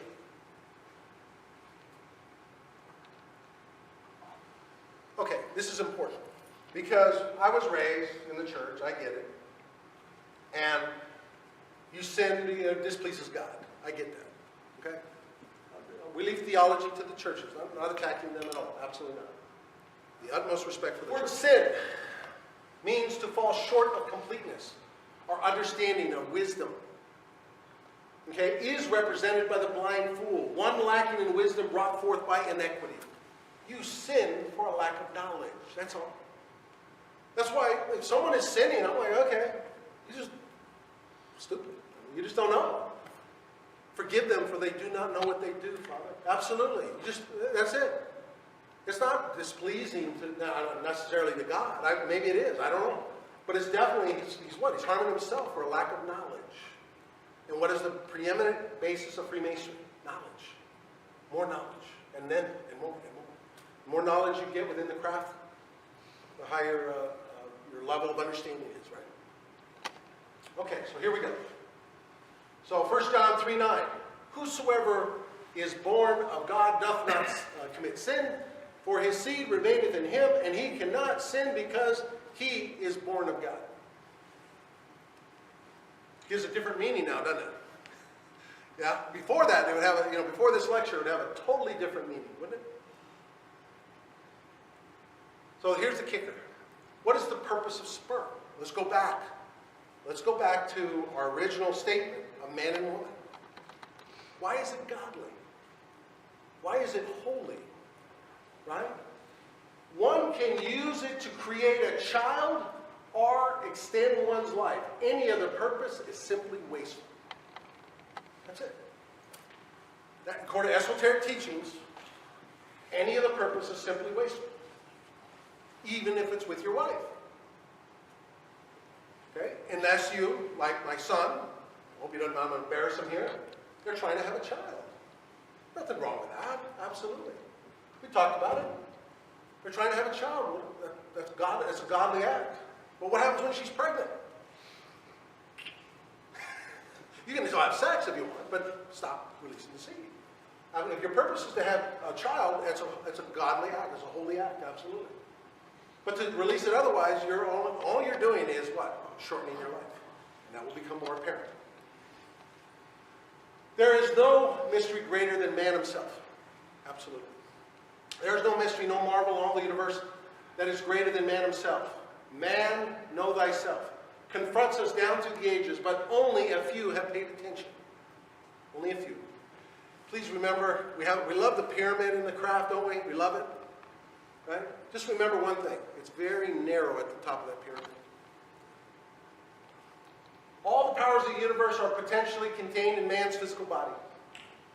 All the powers of the universe are contained in man's physical body, and all his organs are nothing else but products and representatives of the powers of nature. You know, for years I thought I could get away from looking at studying astrology and the etheric realm and all these different things. I was like, I'm just going to focus on this. And pesky Pike, he keeps bringing me back to all these topics. Now we're studying, now he's what he do? He keeps bringing back you to the organs of the body. They relate to what? To the planets. Oh, geez. I could never get away from it. I thought I could, but I can't. If not, if you're studying Pike. Okay? So what are the organs? Then what do we know about organs? They regenerate. Absolutely. We can no longer doubt the mastery of the human body. Okay? So this is one of the things, there's more. This is one of them that relates to me. I think I had to be based on at least York. Okay? In anatomy, Golgotha, place of the skull in Hebrew. That's important to us as Templars, absolutely. Here's the base of the skull, where the spinal cord enters the head, right here. The cross, right? Golgotha, place of the skull, base of the skull. At that point is a double cross. Please remember that as we go forward. Double cross. Because there is a double cross. You'll see Jesus sometimes depicted on a double cross. And we like to use double and triple crosses in the craft and so forth. They are the St. George, and I love this because all these signs are right in front of this. We're getting to the end here, but I just want to let you know that oftentimes the signs and symbols are carried forward. And this is part of that collective consciousness that God reminds us at future times and periods to bring back this knowledge. It's always there. It's always in front of us. They are the St. George and St. Andrew's crosses. Come apparent. Many very ancient Byzantine coins and frescoes show this deeply esoteric symbol. So in our art, it's carried forward. Coins. The same 8-pointed star. Sound familiar? York right? Okay? Our combined crosses appear on amulets and seals. We can no longer doubt that the ancient records told the same story as is found in our own scriptures, and that it was all in regard to one thing: the process, the mastery of the body, human regeneration. That is the key of Freemasonry. It is. Okay? It's in our writings. So, those who have a little knowledge of the British Empire, right? After James I succeeded to the throne, the cross of St. George, the English flag, was combined with the cross of St. Andrew in 1606. The term Union Jack, so the two crosses, became the Union Jack. They come from the jacket of the English or Scottish soldiers, or from the name of James I, who originated his first union in 1603. Okay? So cross is important. Okay?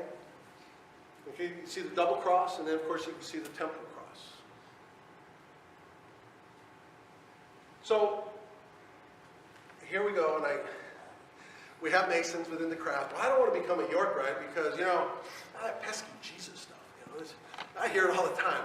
I'm not very religious, and do you define yourself as a Christian? Yeah, but I don't like being them throwing that in me. Because the world has taught us what? To throw out the teachings of Christ. No, not at all. I'm a Christian, I'm proud of it. Okay? I'm not a Bible thumper. No. But I have a lot of Mason friends. Well, I just want to become I want to become a Scottish Rite because I don't want to do with those. I don't want to have to do this Christian stuff. Really? Well, you're missing the whole story, guys. Pike was quite clear. He became a York Rite, then a Scottish Rite, and he wrote about it quite a bit. He was proud of his relationship with York Rite. And the teachings are very, very similar. So the sign in which the true alchemist works is the cross. So you really want to understand regeneration? You can't get away from the teachings of Christ. I'm sorry. I know. It's there. The alchemist works under the sign of the cross. It's evident. It's in all the writings. It's absolutely there. The highest aspect of alchemy is the regeneration of man in the spirit of God from the material elements of his physical body. The physical body itself is the greatest mystery, right? It's the greatest mystery. Because in it are contained in a condensed, solidified, and corporeal state the very essences which go to make up the substance of the material man. This is the secret of the philosopher's stone. Go back to our earlier slides. The Holy Grail, the elixir of life. What is that? The philosopher's stone. That's the quest for immortality, life extension. The sign in which the true alchemist works is the cross. You can't deny it. You can deny it all you want. That's fine. But if you want to understand what the ancients were considering, you can't throw out the ideas of Christianity. I'm sorry. And I'm not talking about Christian theology. That's not what I'm talking about. I'm talking you better have a general understanding of Christian theology, but then you go into the esoteric writings and they hide many of their secrets within the overtone of Christian teachings. I just threw this in. I just thought this was cool. So the lemon, the cell adhesive molecule that holds us together is the shape of the cross. How cool is that? Nothing to see here. Forget collective consciousness. Okay, so this is important. Okay, I'm a proud member of the Red Cross of Constantine, and of course I give one of the lectures, but it's kind of cool. And I'm familiar with Chiron. Okay. Plus Kundalini equal immortality. And I started to look at this more and more, and I'm memorizing the speech. And I'm going, wait a minute. He's talking about the labarum. I started looking it up, and I'm going, wait a minute. Here's the labarum, the cross, the elements. What is he talking about? The serpent. So the origin and nature of ki. What we call ki is information in a biology field which acts something like a radio field or magnetic field. Remember I told you, what is the vagus nervous system? It's a radio field. Absolutely. Ki has been a necessary part of all life on Earth from the very beginning because it acts as the nerves, eyes, ears, taste, and communication of every individual living cell. Every cell contains a large chemical molecule called the genome, which acts as its brain and also stores all the information needed to create a human being. As genomes increase, they work as a collective brain to build the body. The brain organ in our head needs us to believe that it has the only human awareness of our bodies. So it makes awareness from the genome intelligence to make it subconscious to us. So what happens when you deny something? Immortality is impossible. Can't happen. You've already set your fate. Your fate is done. You will. I mean, you're just. I'll be happy if I live 80 years. Okay. When the guy from Indonesia was 148, he said, you know what? I have no reason to live. I'm ready to die. He died within a year. What are you, you're telling your body. You're telling your genes. Right? Let's go back. Key. Chiron. Think about that as we go forward. It's interesting. And the serpent, just by accident, it happens to be on the libera. Okay? Well, let's get into the elements here, right? Okay, so the Emperor Constantine I used the pentagram together with the Kairos symbol, a symbolic form of the cross, in his seal and amulet. Interesting. Notice the serpent fire going up. This will all become evident as we go forward. Of course, the 33rd degree of Scottish Rite. Nothing to see here. Again, there's some confusion, particularly when I talk to my brethren. They'll talk about different elements. Just remember the last 9, they have a tendency to fuse together, especially as you get older. Well, there's not 33. Okay, got it. Not everyone does have 33. Some have 34. Some people have a tail. But generally speaking, 33 is considered the norm. Some people have 32 and 31, absolutely. But 33 is considered optimal. Now, going back to what I said earlier, I'm just going to give you a little clue how the esoteric sciences work. I want to encourage your own study, your own allegorical analysis, and share them with your brethren.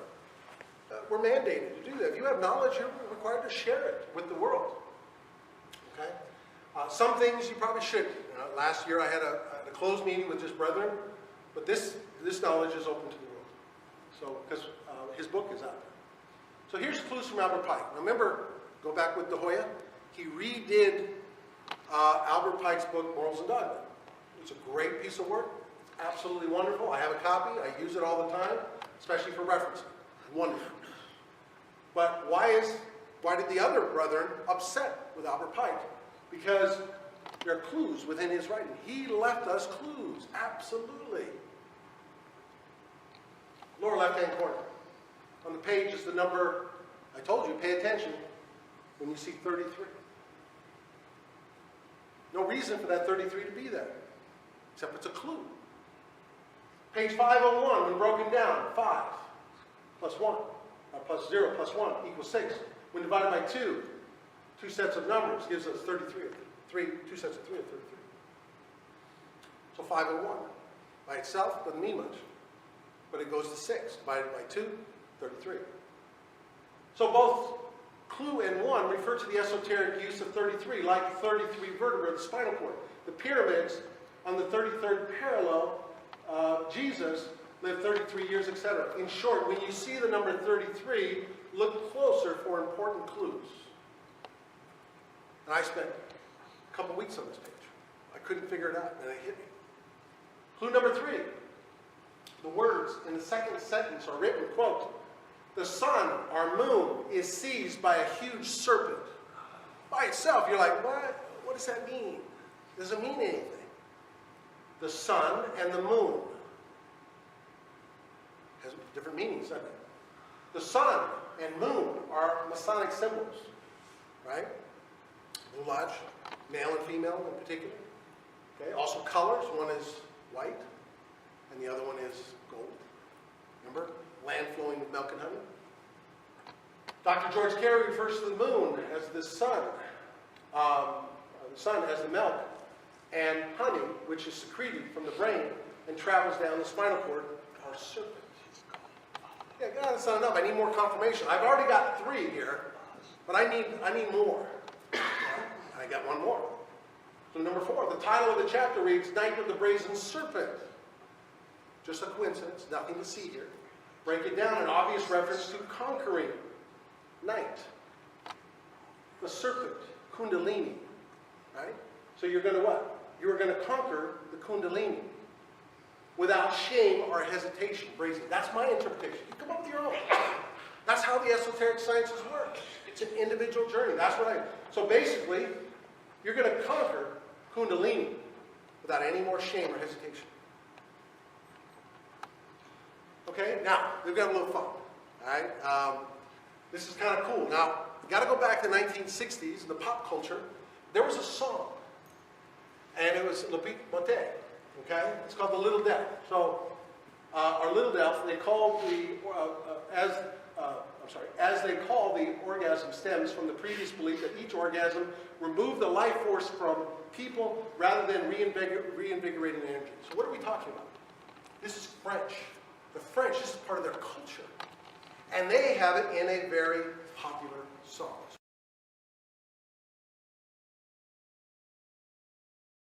So please, let's just take a minute, enjoy this. Some of you are older like me will enjoy this particular song. Understand that all this is in our what? It's in our writings. Okay? It's out there in popular culture. I gave you a few examples. You can relate these teachings to the symbolism of the world. It's all here. You just need eyes to see and ears to hear.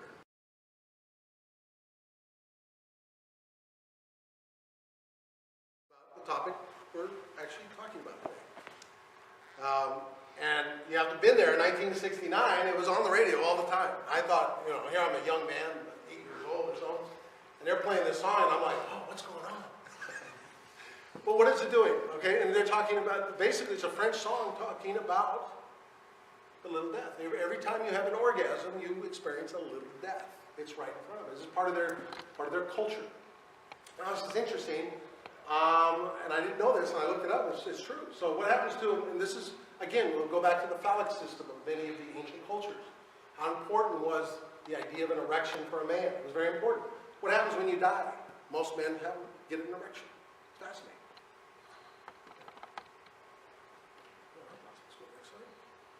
So, well-known men who practice seminal retention openly promoted it. Again, it's not part of our popular culture because unless you specifically look for it, you won't find it. Okay, so I highlighted the names who are Masons or those who were initiated into mystery schools, which is what? Ancient Masons? Absolutely. Okay. So Leonardo da Vinci, Sir Isaac Newton, Voltaire, Henry David Thoreau, Ludwig van Beethoven, Plato, Pesky Pythagoras, key figure in Freemasonry, and Socrates. But there are others, right? Nikola Tesla, Orville Wilbur Wright, I had no clue. Okay, Al Pacino. You ever wonder why he looks so good when he's older? He looks good, doesn't he? Sigmund Freud, Dalai Lama, that makes sense. Steve Jobs, didn't help him.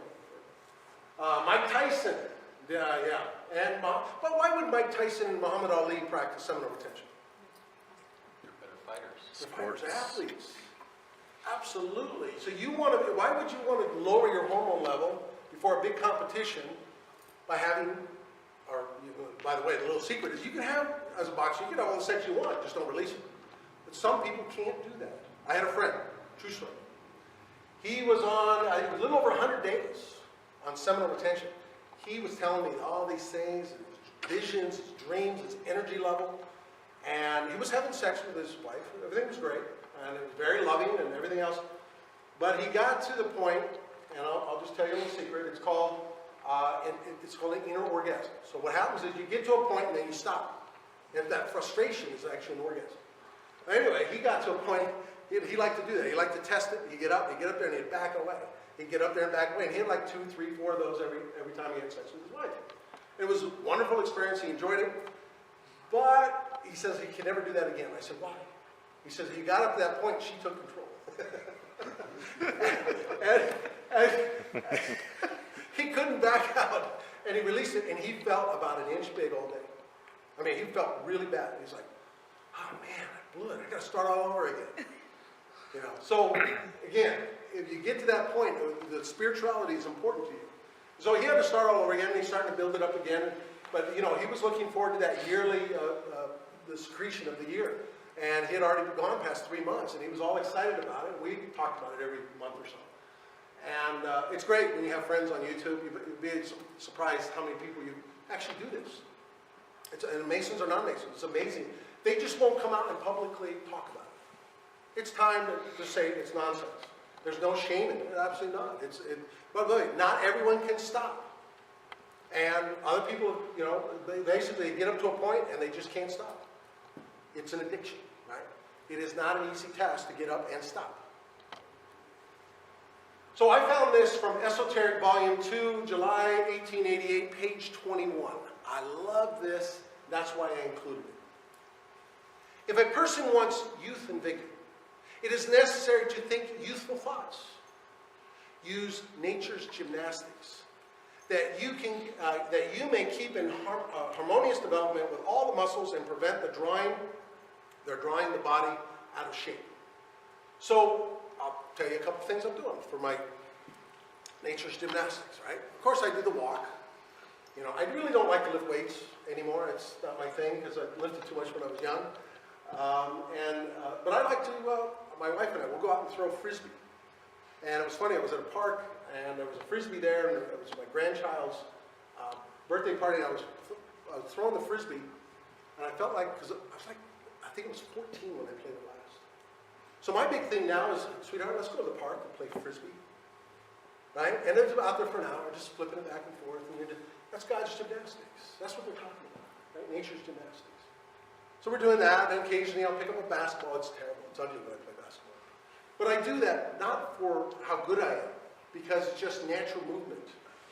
You want to walk. You want to stay active. You do not want to sit in your recliner chair. That's basically what they're saying. Find something that you enjoy doing. That is not just, walking is just straight all the time. But if you start doing lateral movements, it's like being a child again. It's enlightening. It's fun. So the body out of shape. And above all, by the aid of the educated will, conquer the deception of the sex function. It is a deception. That's basically what the Kundalini, it's in our literature, but people don't know what it means. It's the deception. And stop its monopoly of waste of life. Absolutely. At the same time, taking proper care not to eat too much. And very important, because we hear this a lot, small diets, right? Or too little. People starving themselves to death. Now that's not it either. And especially avoiding extra stimulations in food, drinks, and of course narcotics, right? Absolutely, stay away from this. This alone, if carefully carried out, would probably add to the ordinary length of man's life a few hundred years. This is what they're talking about in the 19th century. Isn't that cool? According to the amount of mental, absolutely, and spiritual unfoldment of the person. You can't have one without the other. The God element. You can't have them. So we're at the conclusion. So his book is named The Word Made Flesh. And what do we refer to that, right? We refer to Jesus, right? What is the Christos oil? The Word made flesh. Right? So there is one cause of old age, and one only. The wasting of the life force. The gray matter of the brain. The seed. And of course the Word of God. Which, if saved, results in the Word made flesh. You. Are we not made in God's image? Absolutely. I don't know about you, but I didn't. And I love telling my students who are taught about evolution. They're still taught evolution today, yet it's been totally disproven. Think about that. Evolution has been disproven. DNA proved that I did not come from a monkey or a fish. We don't know where we came. I prefer, it doesn't matter if it can be proven or not, empirical proof. I'm what, in God's image. I would rather have that mystery than knowing that I came from a monkey or an ape or whatever. I don't know. So I think in spiritual realms, we don't really know where man came from. We didn't evolve out of the rivers and lakes and the sea, no. Or the branches of trees, apes hanging from trees. No, DNA has proven that's not possible. And then you really get into DNA. You get in DNA a little bit more. What do you find out? Okay, how about blood types? We're finding out different things about O negative, right? Yeah, I'm an O negative. What do we know about O negative people? Yeah, they're the universal donor. They can't explain it. Yeah, they call it the God gene. They're very spiritual people. Absolutely. So, last but not least, my goal is the next couple years is to get more into Kundalini in the etheric body.